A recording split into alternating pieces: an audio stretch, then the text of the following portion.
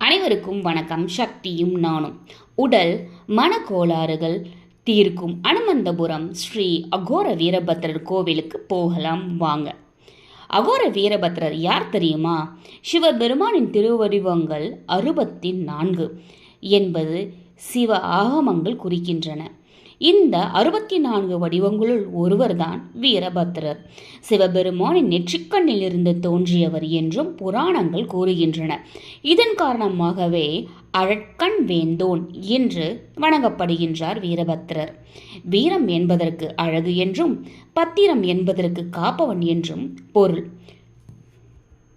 எனவே அழகும் கருணையும் கொண்டு அன்போடு காப்பவர் என்று சைவ சித்தாந்தங்கள் கூறுகின்றன. ஆளுடை தனி ஆதியை நீத்தொரு கேள்வி முற்ற விரும்பிய தக்கனோர் நீள் சிரத்தை நிலத்திடை வீட்டிய வாள் படைத்த மதலையை போற்றுவோம் என வீரபத்ர கடவுள் போற்றப்படுகின்றார். தட்சனை வதம் முடித்த பின்னரும் சினம் தணியாத வீரபத்ரர் சிவபெருமானிடம் சினம் தணிய அருளுமாறு வேண்டினார். சிவபெருமான் அருளியபடி பூலோகத்தில் வெற்றி கொடிகள் படர்ந்துள்ள இடத்தில் வீரபத்ரர் எழுந்தருளினார். இந்த இடமே அரண்மைந்தபுரம். அரண்மைந்தனான வீரபத்ரர் அருளும் ஊர் என்பதால் அரண்மைந்தபுரம் என்ற பெயர் மருவி அனுமந்தபுரம் ஆனது. இவ்வாலயத்தில் எழுந்தருளியிருக்கும் ஸ்ரீ அகோர வீரபத்ரர் காலையில் குழந்தை பொலிவுடனும் உச்சி வேளையில் வாலிப தோற்றத்துடனும் மாலையில் வயோதிக தோற்றத்துடனும் காட்சியளிப்பது சிறப்பானது. வீரபத்ரரை மூலவராகவும் தனி சந்நிதியிலும் வழிபடும் பல்வேறு திருத்தலங்கள் தென் இந்தியாவில் இருந்தாலும் கூட தட்சனை வதம் செய்த பின்னர் வீரபத்ரர் கோபம் தணிந்து எழுந்தருளிய ஸ்தலம் அனுமந்தபுரம் என்பது சிறப்பானது. இந்த கோவிலில் வீரபத்ரர் கிட்டத்தட்ட 8 அடி உயரம் கொண்ட கம்பீரமான உருவத்துடன் மேற்கரங்களில் வில்லும் அம்பும் கீழ்கரங்களில் கத்தி கேடயத்தையும் தாங்கியவராக காட்சியளிக்கின்றார். இவரை சுற்றி அமைந்துள்ள கல் திருவாச்சியில் வலது கால்புறத்தில் தட்சன் நின்றிருக்க வீரபத்ரரின் தலையில் சிவலிங்கம் அமைந்துள்ளது. வெண்ணெய் மற்றும் சந்தன காப்பு வழிபாடு இங்கு சிறந்த பிரார்த்தனையாக கருதப்படுகிறது. வீரபத்ரர் உக்ரமூர்த்தி என்பதால் அவருடைய இந்நருளை பெற வெண்ணெய் காப்பு சாற்றியும் சந்தன காப்பு சாற்றியும் பக்தர்கள் வழிபடுகின்றனர். வெண்ணெய் உருகி வழிவதை போன்று நம் துன்பங்களும் நம்மை விட்டு நீங்கிவிடும் என்பது ஐதீகம். செவ்வாய் தோஷம் உள்ளவர்கள், உடல் நிலையில் கோளாறு உடையவர்கள், மனநிலையில் பாதிக்கப்பட்டவர்கள் 5 அமாவாசை அல்லது 5 பௌர்ணமி வந்து எதிரில் உள்ள குளத்தில் நீராடி சுவாமி தரிசனம் செய்து வேண்டி செல்கின்றனர். பிரார்த்தனை நிறைவேறியதும் வெற்றிலை மாலை சாத்தி முடிக்காணிக்கை செலுத்தி வழிபாடு செய்கின்றார்கள். மற்றும் பிரார்த்தனை நிறைவேறியவுடன் பொங்கல் வைத்து இத்தல வீரபத்ரரை வணங்கி வழிபடுகின்றனர். இத்தகு சிறப்பு வாய்ந்த இந்த ஸ்தலம் நம் அருகில் இருப்பது என்பது நமக்கு சிறப்பான ஒரு விஷயமாகும். சாதாரணமாக அமாவாசை பௌர்ணமி நாட்களில் கூட்டம் இருக்குங்கிறதுனால இப்போ கூட்டம் ரொம்பவே அதிகமாக இருக்குது. அதாவது நாங்கள் போனது மாலை அமாவாசை அன்று. அமாவாசைக்கு முன்னால் இரவே தங்க போயிடுவாங்க மக்கள். காலையில் தங்கி எழுந்து குளத்தில் நீராடிட்டு ஐயனை பார்த்துட்டு என்னென்ன செய்யணுமோ செஞ்சுட்டு கிளம்பிடுவாங்க. அன்னைக்கு மாலை அமாவாசைங்கிறதுனால திதி தர்ப்பணம் கொடுக்குறவங்களும் அங்கே இருந்தாங்க. இந்த கோவிலுக்கு சாமியை தரிசனம் செய்யறதுக்காக வந்தவங்களும் இருந்தாங்க. இது வெயில் காலங்கிறதுனால மழை இல்லாததுனால தண்ணீர் இந்த குளத்தில் இல்லை, குறைவாக இருக்குது. ஆனால் மழை காலத்தில் இந்த குளம் படிக்கட்டு எதுவுமே தெரியாத அளவுக்கு முழுமையாக தண்ணீரானது நிறைஞ்சிரும். வெயில் காலத்தில் இந்த மாதிரி தான் இருக்கும். இந்த பதிவோட ஆரம்பத்தில் ஒரு வழியை நான் காமிச்சிருப்பேன் இல்லையா, நாங்கள் வரது. அது எப்படிப்பட்ட வழி தெரியுமா? 2 பக்கமும் காடு இருக்கும், நடுவில் ஒரு ரோடு. இப்போ அது ரோடாக இருக்குது. ஆனால் அதற்கு முன்னாடி பல வருடங்களுக்கு முன்னாடிலாம் அது ஒத்தையடி பாதைன்னு சொல்லுவோம் இல்லையா, அது மாதிரி இருக்கும்.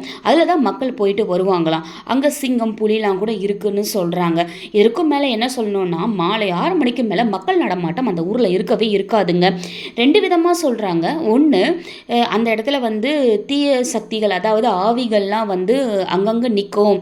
போகிற வரவங்களை அது ரொம்பவே பயம்புறுத்தும் அப்படிங்கிற மாதிரி சொல்கிறாங்க.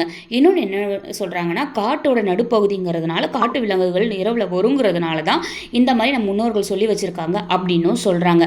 எது உண்மைன்னு தெரியாது. நாங்கள் கேள்விப்பட்ட வரைக்கும் இரவு வேளையில் இந்த 6 மணிக்கு மேலே போகும்போது அங்கே வந்து இந்த விளக்குகள் கூட இருக்காதுங்க. ரொம்ப இருள் அடைஞ்சிருக்கும், பயங்கரமாக இருக்கும்.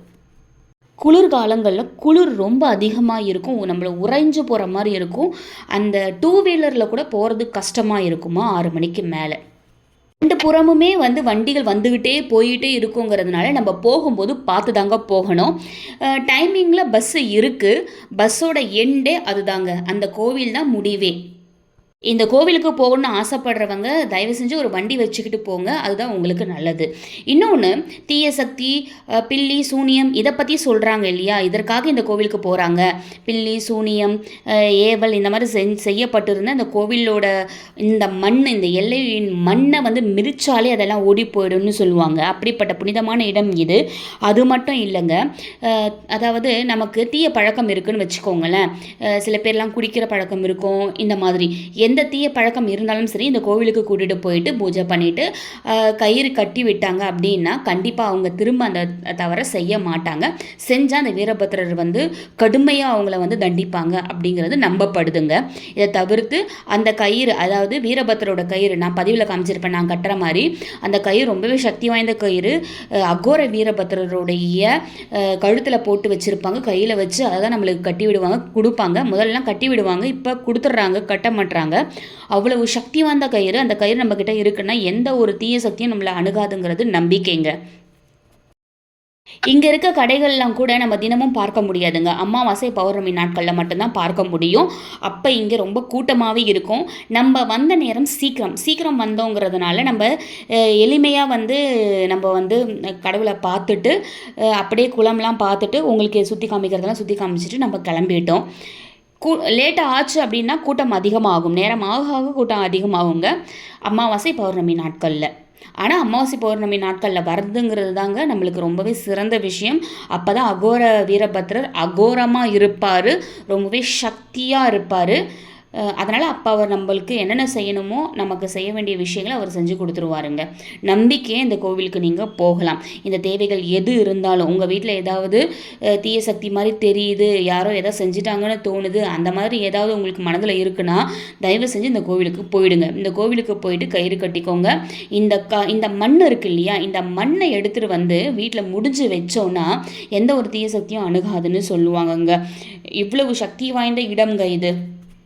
நம் வர வழி நான் சொன்னேன் இல்லையா, ஆவிகள்லாம் இருக்குமா மாலை நேரத்துக்கு அப்புறம்னுட்டு, அந்த ஆவிகள்லாம் கூட ஒரு எல்லைக்கு மேலே வரவே முடியாதாங்க. அதாவது இவர் எல்லைக்கு மேலே வரவே முடியாதான். அதனால தான் அந்த வழிகளில் வந்து நம்மளை வந்து அது கஷ்டப்படுத்தும்னு சொல்கிறாங்க.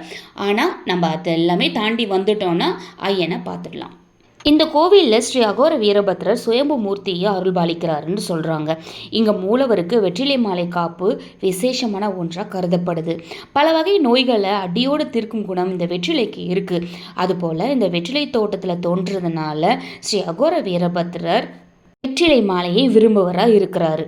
ஸ்ரீ அகோர வீரபத்ரர் தீய சக்திகள், மனதை பாதிக்கும் பில்லி சூனியம், ஏவல் இது போன்ற அனைத்து தீய விஷயங்களையும் விரட்டும் சக்தி மிக்கவராக விளங்குறாரு.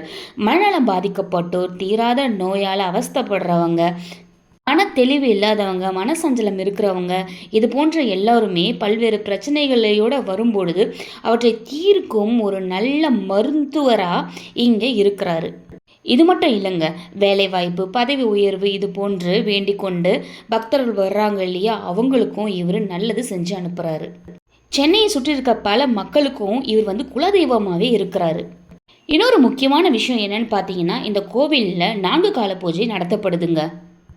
மகா சிவராத்திரி அன்று பெரிய ரிஷப வாகனத்தில் வீரபத்ரர் வீதி உலா வரும் காட்சி கண்கொள்ளா காட்சியாகும். இந்த பதிவை பார்க்குற உங்கள் அனைவருக்குமே அனுமந்தபுரம் அகோர வீரபத்ரருடைய அருள் பரிபூர்ணமாக கிடைக்கும். அவர் ஒவ்வொரு நொடியும் உங்கள் அனைவருடனும் பக்க பலமாக துணையாக இருந்து உங்கள் அனைவரையும் வழிநடத்துவார்.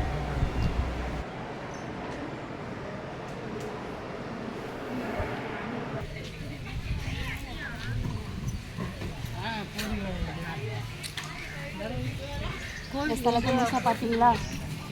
உங்களுக்கு பிடிச்சிருக்கும்னு நினைக்கிறேன். ரொம்பவே சக்தி வாய்ந்த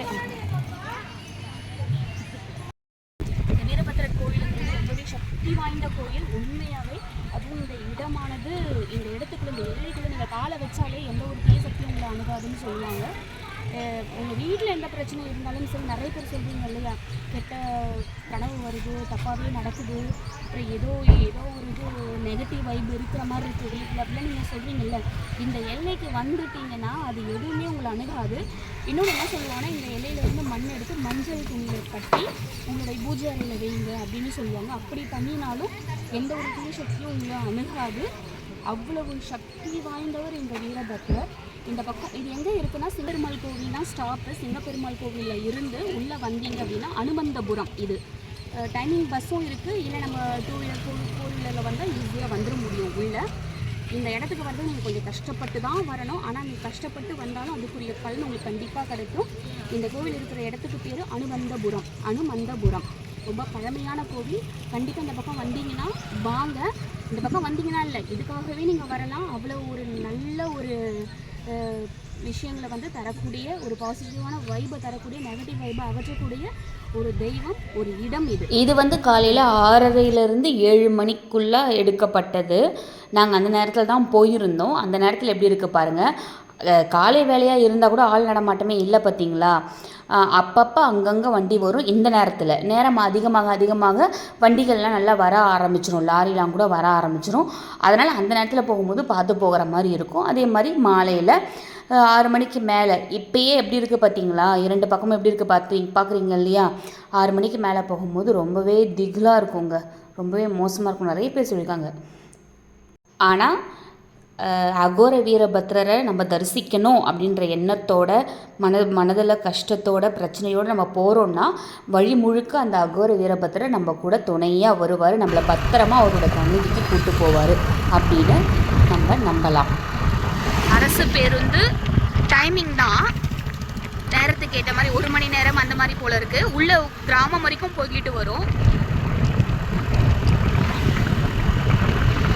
மாலையிலலாம் நீங்கள் போகவே முடியாது, உள்ள ஊர் அடங்கிடுமா. அதாவது சரியாக 6 மணி 7 மணி அந்த மாதிரியாம். அதுக்கப்புறம் வந்து மக்களுடைய நடமாட்டம் இங்கே இருக்காது அப்படிங்கிற மாதிரி சொல்லப்படுது. இன்னொரு விதமாகவும் சொல்லப்படுது, இது காடுங்கிறதுனால எந்த விலங்கு வேணால் வரலாம் இந்த பக்கம், அதற்காக கூட வரமாட்டாங்க அப்படிங்கிற மாதிரியும் சொல்லப்படுது.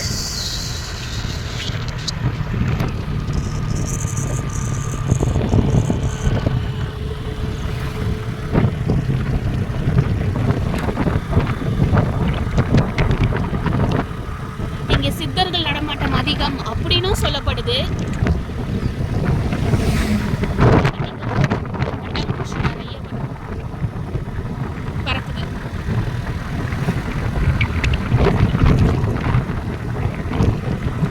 இந்த பதிவை பார்த்த அனைவருக்கும் மிக்க நன்றி. ஓம் முருகன்.